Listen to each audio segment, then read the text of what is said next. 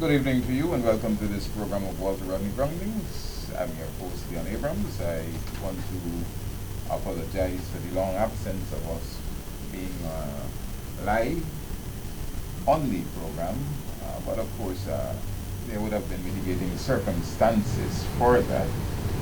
And in the interim, we hope that you did, we're still kept up to date with the programs from KDAMS and the other clippings from Politics 101 and so on that we're filling in during our absence.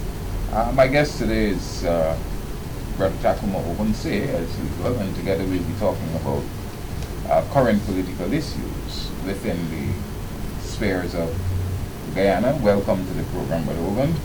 Okay, it's always as usual a pleasure. I mean, and this program it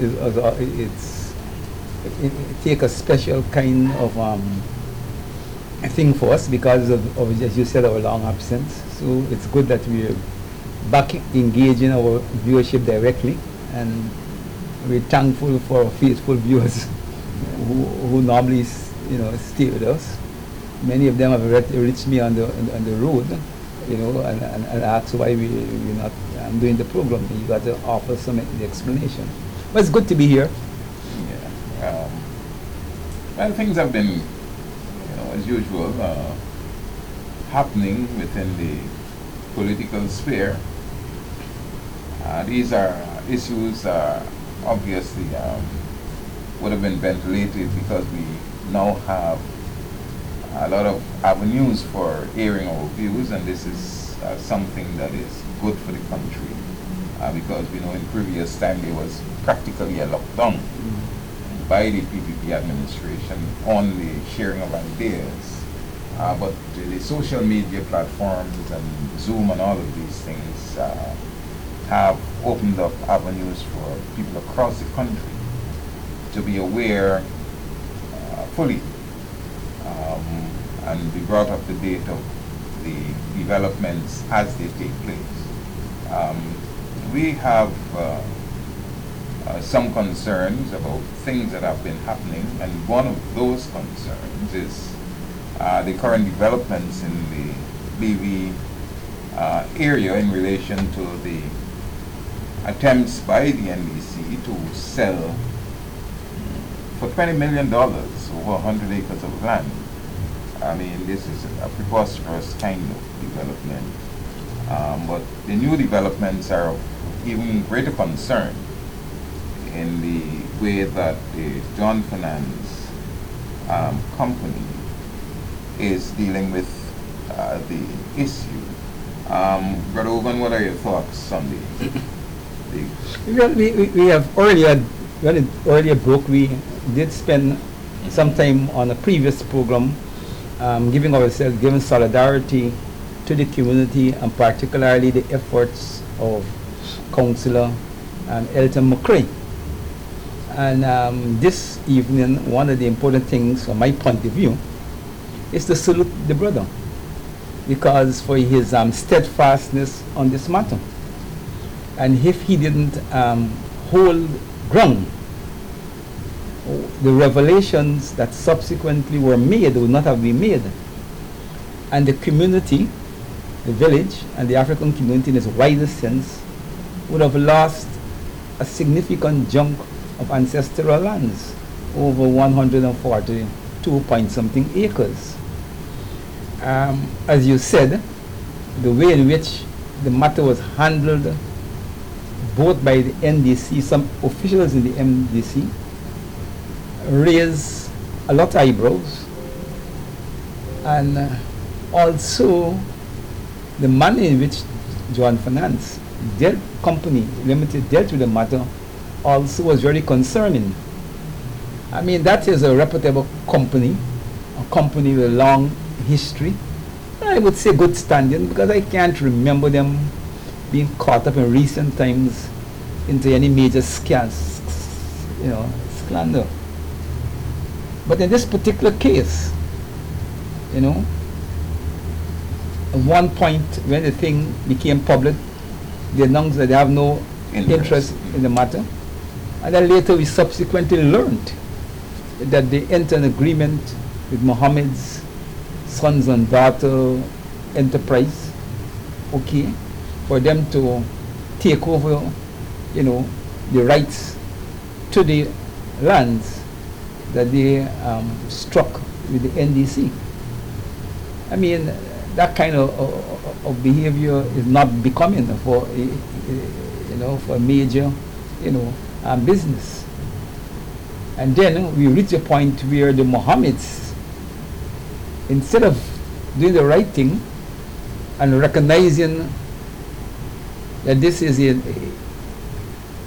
nasty situation that can't benefit the reputation of the company, they should have to withdraw from the transaction. The last thing I hear, they're going to court. This Mohammed's company is a questionable questionable entity. The last thing I read is that the address that was given for the company was some shack located somewhere in bushes. In some bushes. Right?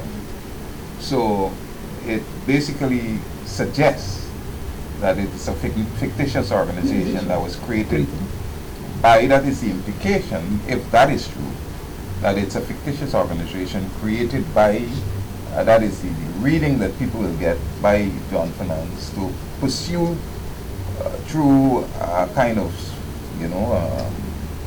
spurious means the objective of acquiring the lands which it claimed it doesn't have an interest in.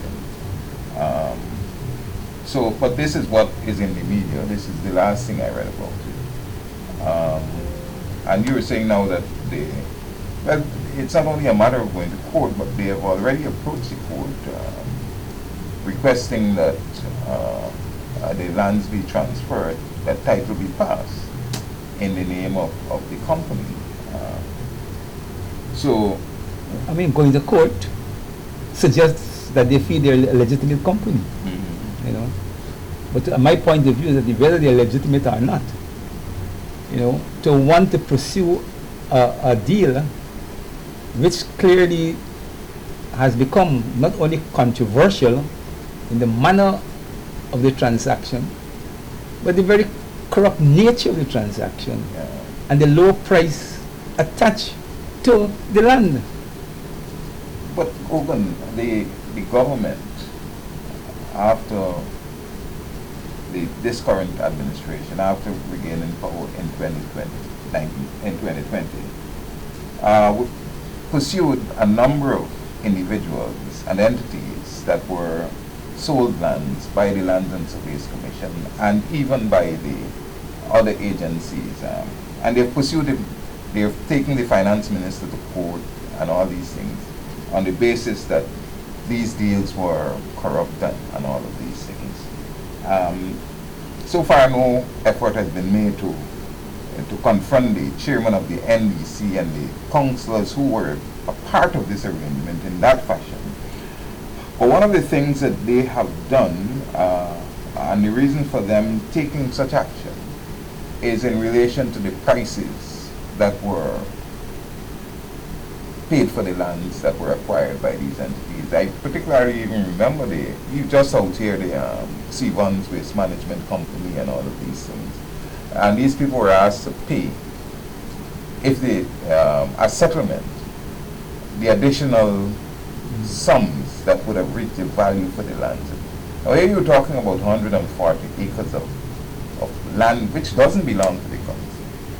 And you're paying $20 million. Well, that's a down payment. I think the total agreement is 55. Yeah, but even that. Yeah, no, that's still extremely small. Right. Given the market value of land. Right. You understand? So, going forward,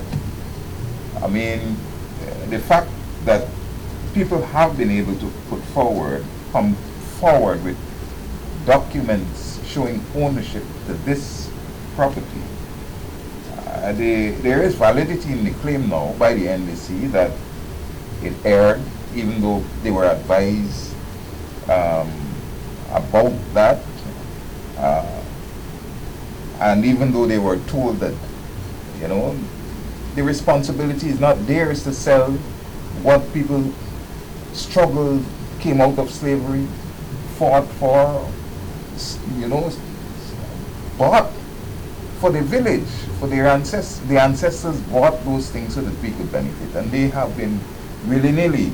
It's not the only deal that is of concern, right, in that area, right? And so, you know, these questionable transactions, for me, the chairman and the councillors who were involved also need to be, just as they've been pursuing people whom they, in a political game, you know, pursuing people for vindictive purposes, but in this case there seems to be a legitimate reason and justification. The justification and so forth and so on are not getting involved in it. All right? Because the buyers probably have close connections with the ruling class and people, you know, in the government. Yeah, but it should be. So it is hard to go against the officials of the MDC without tampering the buyers. So if you can let the buyers walk, rather than the sellers walk too. Yeah. But I mean, it's a tragedy. It is a tragedy. It is a tragedy. But the people are not giving up. I am suggesting, you know, that a very forceful response is required from the general community of Belafuaki. People have to stand up, and if they have to go in front of John Fernandez every day to picket and so on, to make their feelings known, then they have to do it so that they can withdraw this you know, egregious kind of attempt at obtaining prime property from the people whose foreparents fought for it, and you know, their blood and sweat and tears were put into purchasing these lands. You know, and it's really disgusting that you have irresponsible people who are put in leadership positions who have no real sense. Collaborators. Yeah, you know, of and their self-seekers, corrupt elements. You know, you got to call a spade a spade, especially when it's coming from our side. Our own people. Yeah. You know, but it's a tragedy, and I'm hopeful that it's not going to be allowed to, if it has to go all the way to the CCJ, that it will be taken there. But I am mindful of the fact that, you know, that the people who are Brother Elton and the few people who are there, that they need all the support that they can get. And so resources that are available in the old times, I know you had people who were of the mind, legal persons who were of the mind, who would volunteer their services, who volunteer their service in instances like pro bono. Yeah. I mean, we can call names. I mean, you know, but most of them are now deceased. All right. Peter Britton was one of the stalwarts in that regard. You know, you had so many persons who were willing to throw their weight behind a cause that they felt was just. But everything now is money to some people, and so it's just happening.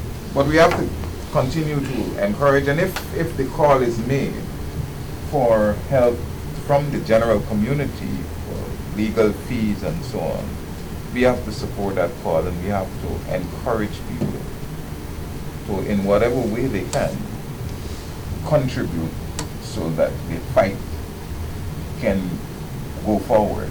If John Fernandez and this company, Mohammed's and whatever daughters, persist with their claim. And later on, if needs be, then, you know, I mean, you know, one of the things that we find difficulty with in our sphere is consolidated approach to dealing with matters like these. Because in other places, if you call for certain actions, then the people against whom those actions are taken eventually feel the effects. And they understand that, this is not just a village or a community. This is a nation that you're dealing with. And so you have to pull back. Otherwise, you are... well, we have to begin to try to get that kind of feeling going for the people of BV, so that when the call is made, that it's not just BV and a few people who are going forward with this, but it's a nation. This is the International Decade for the People of African Descent. The African community has to adopt the struggle, and bring all our resources, political, cultural, religious, to bear on the matter. Yeah. It's important that we do, because we don't want the same thing repeating itself in other communities. So I know I spoke with Elton even today, and they're moving forward with their own actions to deal with the matter, but the NDC chairman is, I don't know, he's saying that the NDC is going to go the lengths, taking the matter to court and all of that. We shouldn't have gotten there in the first place. Right? So, if, for me, it should really be, the NDC has to go, but if it could be out of the hands of those people who are responsible, I would believe that more comfortable. That I'd feel more comfortable with that. On the basis of, because they could go to the court and they could sell you out in court. Yeah, that's the whole thing. Maybe you have spent a lot of time on it. A matter of trust. You understand? But right. Their word doesn't mean anything to me. Now, a concern that is being raised is about roads, the repairs to roads and so on. In some communities, you would have had personal experiences with that. Would you like to share the concerns that you have? Okay. I mean, this is a problem that seems to be very general in many communities. But for the sake of discussion and the sake of time, I will just reduce it to Parfait Harmony. There's a number of roads in Parfait Harmony that requires urgent repairs, total resurfacing, and where you can't get total resurfacing, at least proper patching up, so that the roads become passable to vehicles and also, the persons, pedestrians. But people are drawing to my attention in the community, what they see is a very interesting phenomenon, where that the government, apparently they had a meeting in the community with elements of the government and the ministry responsible, for local government and infrastructure. And so I think EGIL was also part of that thing. And they identify, you see, the main road, one of the main secondary roads that would lead to what the residents will call going to Rastaman Corner. People over there know it. But it was in bad state of disrepair. And that's one of the roads that they decide that they're going to do some work to make it possible. And people were pointing out that they bring a whole set of equipment. And people were very impressed with the equipment. These are the people telling me, and I saw it, my eyes, but I'm telling you how people respond. People say, you see all these sophisticated big equipment, a whole set of equipment, and people, they thought that the road would get some major repair overall. And then they depart in 2 days. And what they were doing basically is filling up the craters with sand and pebbles, you know. But people were very concerned, well, why all of that equipment for that kind of small petty work. And of course the work here lasts no time. Within a couple of days they gone back to the square one almost. And even portions of the street they refused to repair, was also in a state of disrepair. So people are saying, why repair down the road and you don't repair up the road when we need the whole road to be passable? But the big thing for people are concluding that them kind of equipment that they see coming there for the operation, they feel that corruption is at foot, and that all of those equipment that they brought in has to be paid for. And they're concerned that taxpayers the use of them, but also to take them there, right, you know. So it seems like that you have a new approach in these road constructions to rip off the national purse, you know. But I saw it in myself, and I must admit, when I first saw it, it was an interesting and impressive display of modern road building equipment. I myself must admit that in the first day or two, I said, like, go majorly at this road, you know. So the PPP is demonstrating new techniques, but they carry this thing to new heights, you know. Just for the sake of ripping off the national force. But they're not going to tell you how much? No, they can't tell you how much. Well, they don't want you to know how much money they claim that they spend. Well, that's the other thing, you know. But this business of road repairs, it's a concern to me, man, because I grew up as a child. When I left Buxton, I spent some time in Kitty. And at the Irving Street, Vicinian Road,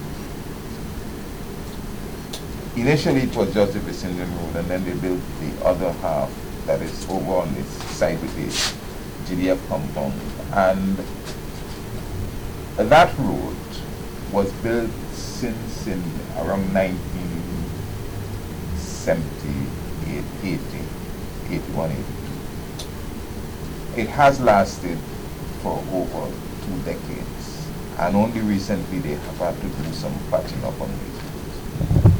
The roads in our villages, Buxton, and so on, the Milwaukee Road and all of these things. The Army, I think, was a part of the building of that Irving Street Road. And the foundation that these guys put down for those roads, it's not sand. It's boulders, granite. Right. Yeah. You know, I remember the old days, the old time construction. If you try to, look, they try to bore, because they're using machinery to bore pipes for the pipes. And they can't pass through. Can't pass through. They walk through the box and over there. Yeah. You understand? But now they're building roads, right? Using merely loam and sand and so on. And then they throw this crusher run thing over it, and then they put the asphalt and so on. I don't know what they're using now. And within a year or two, sometimes not even that long, if particularly the edges. They built a road in Goodfoacting recently, what's the street? Just after you come off the public road.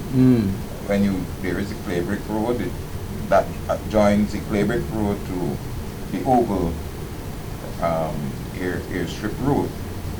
That first street going across there.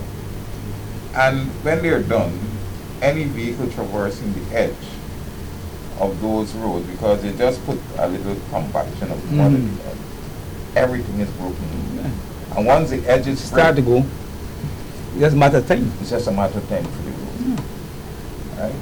And then the amount of money that they say they're putting into these roads.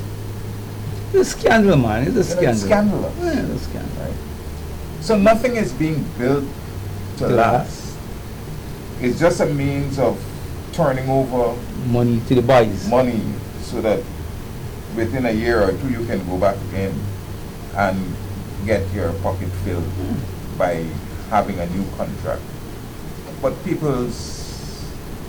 benefits to the people, they're just, it's not there. And I know in those major contracts, they must have, I'm not forgetting what the term they use, but the contract is obligated within a certain time to repair bad work. Yeah. There is a term they use, but I can't remember it right now. And it's apparently is not being applied at all in Guyana as far as roads are concerned, because as you quite correctly said, I have seen roads in fire repair, and within a few months the edges start to break off quite correctly, and you see potholes starting within sometimes within less than 6 months, and you would say, okay, all right, nobody could be perfect, but you expect the contractor to come back and to repair those faults, but like we have no such arrangements in these contracts. It's not only for roads, it's also for bridges and so on. All the things that they do. But it's amazing. I mean, it's simply a means of working off the people, state, right? Because the monies end up in the contractor. First of all, the amount, the sums that are is inflated. Right, it's inflated, and so there's an agreement between the contractor and then bad work, and then it's the more work robbery. itself is so poor that people end up back to square one. And with respect to roads, I mean, Edgel went to Buxton and he made promises, he wanted all the contractors and so on, and they gave a number of bridges for the contractors to do and so on. The estimates, I got the impression, were not essentially done by the people who have to do the work. Small contract, 2 million to build a bridge and so on. And when you envisage that the guys whom you have to pay, that a carpenter or a joiner or a mason, now they're calling for $10,000 a day, then you factor in the cost of material, because every time you go to the material cost it gone up. keeps going up, and it's not a simple increase. The sums that these guys were given to do the work by the Ministry of Public Infrastructure would leave the contractors basically making nothing, right? And if you don't careful in debt, If they're not careful, they are going to find themselves in debt. Some of them were attempting to use back material that they felt was not so bad that they could have made, but the residents as watchdogs were kicking up about that kind of thing. But you have to take the they wouldn't do that in the other areas, right? It's really a disrespectful kind of thing. They just want to, as always, placate people by making them feel that they have an interest. But the biggest joke about it was that one of the farmers, because since the government came to power, that they have abandoned the great project, and they're basically driving people out of the background with the way they're treating with that project. People cannot really access their farms. A lot of people have produce there that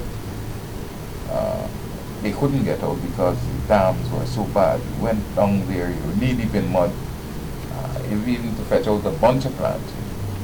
The canals, some people got boats that they bought with engines, but the maintenance of the canals really, it does not permit the use of the engine because of the stuff that is there and so on.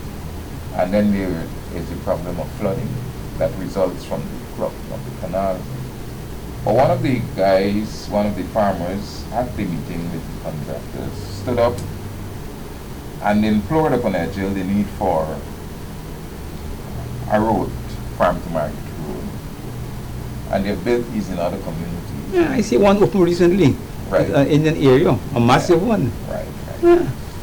And he gave the impression that, you know, it was something that he could have undertaken, that he made a promise that it could be done. Then he went back to hand out the bridges and so on. There was an about turn. Because you see, these guys have no clout. Any part in the government. Right, and when they go to these communities as lackeys, they are not going there to make independent decisions. The pacification program. Right, right, and they, once it's not approved by, especially the agent of racism in the PPP, and we know whom that individual is, then they're just making themselves fools. So, Buxton, Makoetika, and these areas, which demonstrated that people are willing to go back to the farmland. They say people lazy, you know. I saw youngsters who were sitting on the corner, you know, went down to the back dam in Buxton, took land and began to plant and so on. You know, so the drive towards self-sufficiency in the community, because Buxton had begun to supply the Annandale market, the Lusitano market and so on, with plantains and other stuff. The vehicles had begun to go down there. And these are the things that the PPP don't want. Right? It's the same thing throughout. Look, if you go to Hague on the west coast there, Hague has a road that goes all the way down to the conservative asphalt road. So they're passing through the rice lands, they're planting plantains and all. Then Amstel, which is just next door, the farmers are just like Buxton, knee deep in mud when the rain falls to get to their farms. You know. And it is the same that Amstel that they were planning to send cattle from Wales area to go and take up the people's land to create pasturage. You know. So when we talk about racism and the PPP, and people are trying to debunk these claims, you know, they don't seem to factor in these occurrences, that there is a deliberate attempt to keep the African population in a state of poverty, in a state of want, in a state of dependency, right? And when you look at the way they've been treating with even the disbursement of the monies that are coming in from the oil and so on, that there is no equity in the way that we are treating with the disbursement of these monies, right? I'm sure that you have concerns about the recent announcement of a one-off grant of $28,000 to old age pensioners. You know? Well, since I'm a pensioner, I probably must have concerns. Okay.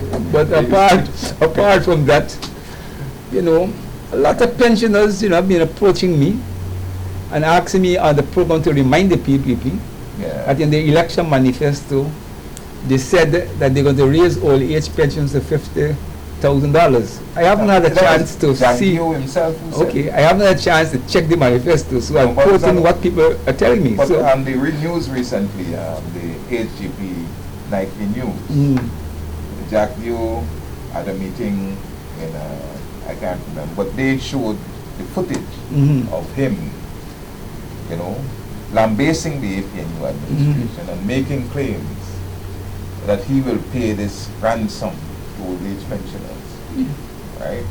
But now he's now you got the money, and he's in a position to do it. He's saying they say something else. different.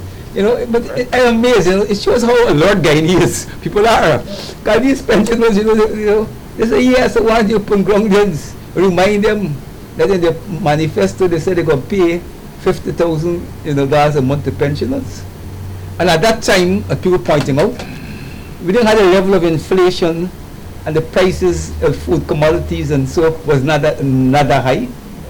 And what they're trying to say that in the context of the current situation, the government needs to speed up that, and they're hoping that in the coming budget, that the people will deliver on the 50,000 a month.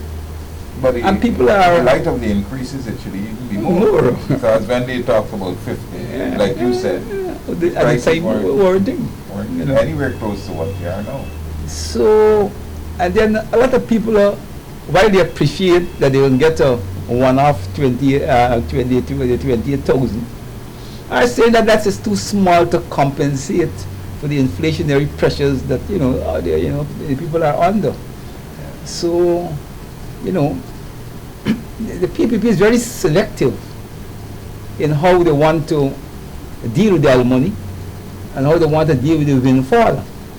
You see, Guyana has benefited from the increase in global oil prices, so we are in a position, to deal with the inflationary pressures that we have in the economy from the, windfall in oil. But they're using that money, to satisfy the interests of their friends, and the program, the spending that they're prioritizing and projects that they're prioritizing that have very little to do with immediately improving the livelihoods of people. People's livelihoods are not important. No, those projects are designed to benefit those who execute the projects. And those but the people who are already having and who are, just like the Amalia Falls project. People are creating companies and all of these things and are getting benefits and are getting contracts, right? So it's the cabal that we talk about, with the same kind of corrupt nature of a set of people being given wealth and being made to add to the wealth that they have, while the masses continue to face the brunt of the current circumstances. It's really atrocious. And this brings me to a problem I already want to discuss on the program, is our good friends, the public service unions, and the wage struggle. I'm not hearing enough noise and action from them, but I mean, that is not our main concern tonight. There's a concern, but I don't know we want to. Because once you open up that discussion, we're going to spend a little time on it. It's part of the entire scheme of racism that they're practicing against. Yeah, but we're not getting a fight back. My concern is the fight back. I mean, we know what the PPP is about. It is the fight back, because I am convinced that the level of aggressiveness and aggression that is being demonstrated to our community, the African community, and also by extension the wider opposition community, is facilitated because the response from those communities are not what it ought to be. A lot of people seem to be willing and comfortable. Why say they're like Banwari, they could bear the chief. Yeah, they're bearing the chief. But at some point, it's going to become overbearing, and people are going to respond in ways that may not be very pleasing. The Demerara Harbor Bridge, we talked about roads. Okay, that's another thing. A lot of people have approached me and asked me if I believe that 3 days of work and materials to repair the bridge could amount to over $1 billion Guyana. And I've had to reflect on it because I really been thinking about it, but when they draw it to my attention, I think it's interesting, because they're pointing out that the bridge ran into a problem, let me say, in the wee hours sometime in late Friday night, we was going to Saturday, so they always assume they start work on Saturday itself, so they work Saturday, Sunday. By Monday evening, the bridge was functional, Yeah, at least for light and traffics. they had given the impression that it would have taken at least. Yeah, they didn't know how long it would take. Also. Right, and all of that. And people are saying that they're not convinced that that operation could cost the nation over $1 billion. And I have had to begin to reflect on it. I mean, I'm not an engineer, I really don't have no background in these matters. But when the popular wisdom raises these things, you have to reflect on it. And I'm hard pressed, I must admit, I'm hard pressed to be convinced that those repairs in 3 days, and the repairs must involve changing pontoon. I don't think much of the pontoons will damage the spans and so. But I really don't know if that kind of figure could be justified. I really think when we have these massive spending on public repairs and public, that the ministries and the authorities concerned, should not only throw a figure, but they should show people the breakdown, so that some level of transparency could enter into the process. And like most persons, I am not convinced that we're not facing in the bridge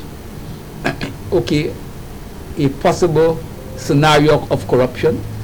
But I also heard the minister said that the owners of the ship will have to stand the cost. I'm interested. I don't know what private company, we want to accept $1 billion repair without you showing them all the invoice and all kind of thing to justify it.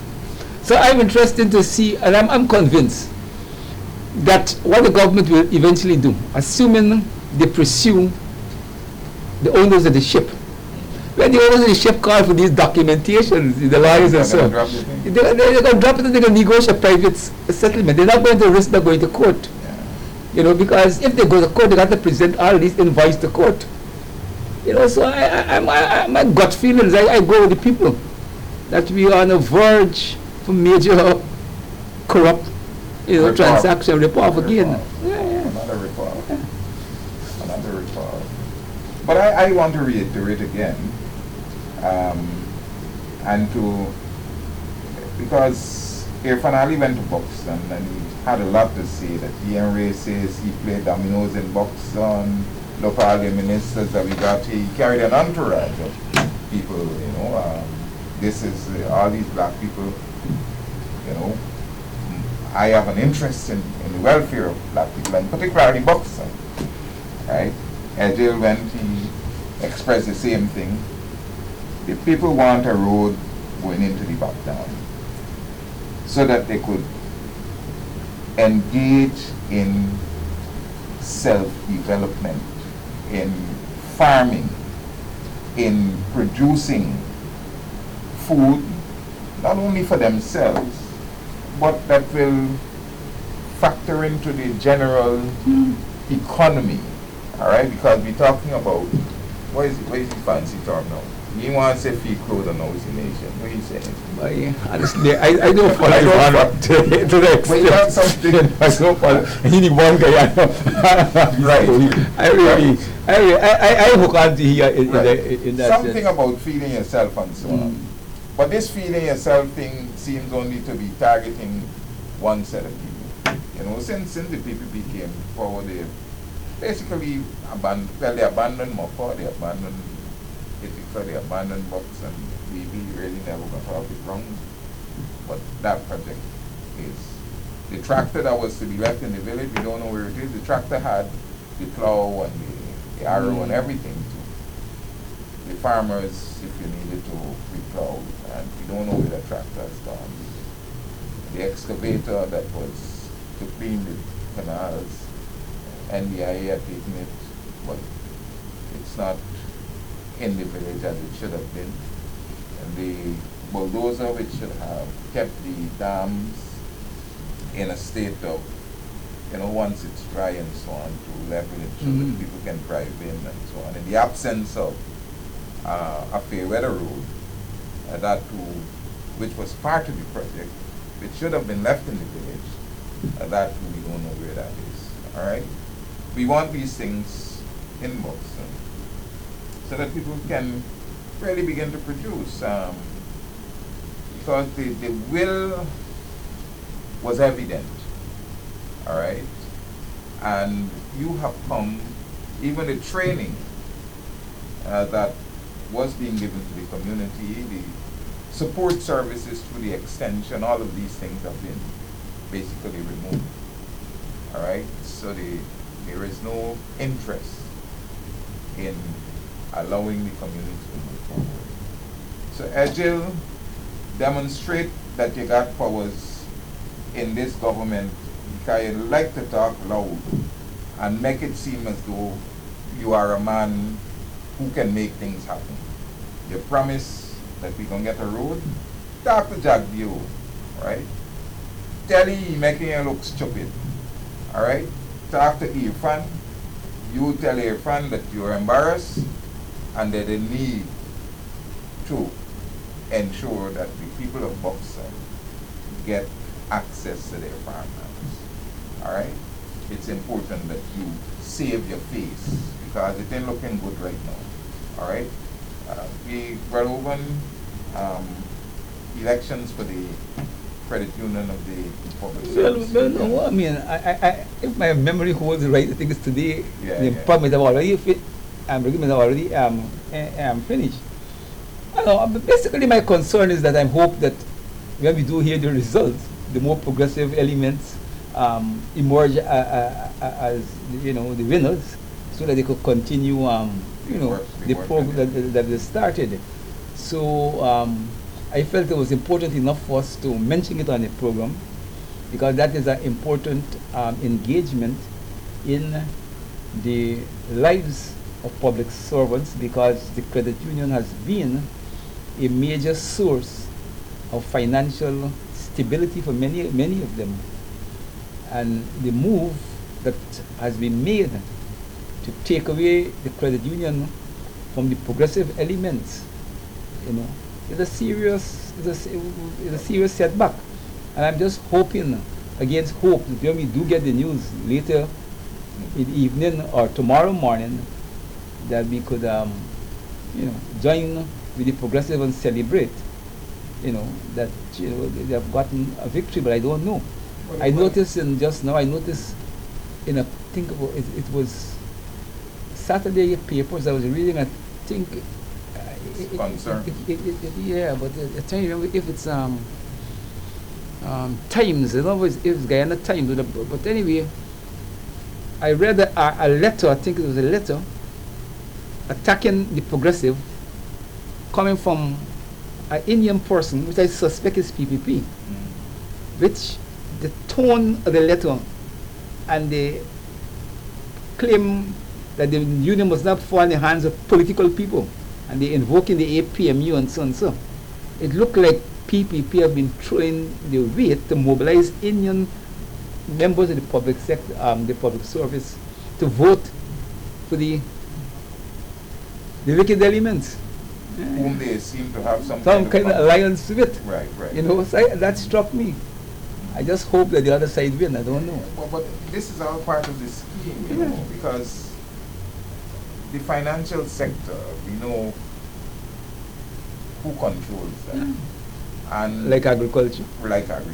And as I made the claim on this program that, and in speaking with Trevor Ben, I told him that, aren't you afraid that they're going to come after you? Because it's clear. It was clear that it was going to happen. Right? It was clear that it was the disappointment is that the people who facilitated that are people like us. And it always happens. It always happens. People see only themselves and the benefit. They can't put themselves in a position to see a larger picture, to put the nation first. It's so individualistic now that it's really sad. And for these people, really got to find ways of dealing with them, haul them over the coals. It's really sad and atrocious. Right? And like you said, I am hopeful that because I heard Trevor expressing some concerns about some people who are part of the election machinery, that the vigilance that he was touting that was needed for ensuring that the counting and so on was fair and so on, that these measures were put in place to ensure that that happened, so that the membership can have a leadership that they actually deserve, and that the benefits that they have begun to get from the institution can again be restored. You know, I saw in Staff News or one of the newspapers that the scheme of giving loans for housing and for stopped. They stopped. Yeah. They stop it. Right. So really, it's you know, in keeping with the plan, and it must have been part of the agreement that would have been reached with the agents that used them for the overthrow. Yeah. Right? So what happened to the people? I mean, I am disappointed, you know, because I hosted some of those people on Walter Rodney Groundings when they had elections for the Public Service Union. And they came on this program criticizing Patrick Yard and you know, what he was doing with the union and all of these things. And it's surprising that these very people, you know, are part of this conspiracy. Yeah. So even though people may be talking about others, all it seems as though they're talking about others because they are not getting this. Yeah. They want to replace the others to do the same thing. You know, that is why I've been arguing that, you know, our problems, you know, got a lot to do with we, and we have to turn our attention to the African condition as it relates to our own behaviors, and we have to find creative ways to discipline our people, and especially those who put themselves forward to be leaders. You can't put yourself forward to be leader. We entrust leadership into you. You betray us, and then like if nothing happened. We welcome you back into the community. We, as usual, we laugh, talk, you know. And people got to, there comes a point in time when people got to be serious about the affairs, you know. And I think that we in the African community have reached a point where when we entrust leadership into people, we have to insist for transparency and a high level of accountability and a high level of delivery. And if they don't, we orchestrate them and we throw them aside. You know, they must know how we feel about them. You know, it's a tragedy. Like you said, we have to find ways of dealing with such.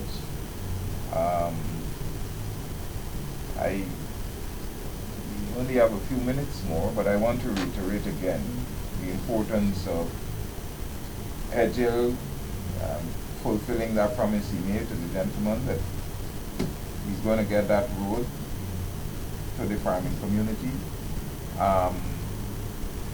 And you know, the entire scheme of giving development to one section, we can talk about this in the other program, because the Monrepo market is under construction again. About 10 years ago, they broke down that entire structure and they built the western section. Now they're broken down the eastern half and they're putting up a brand new structure.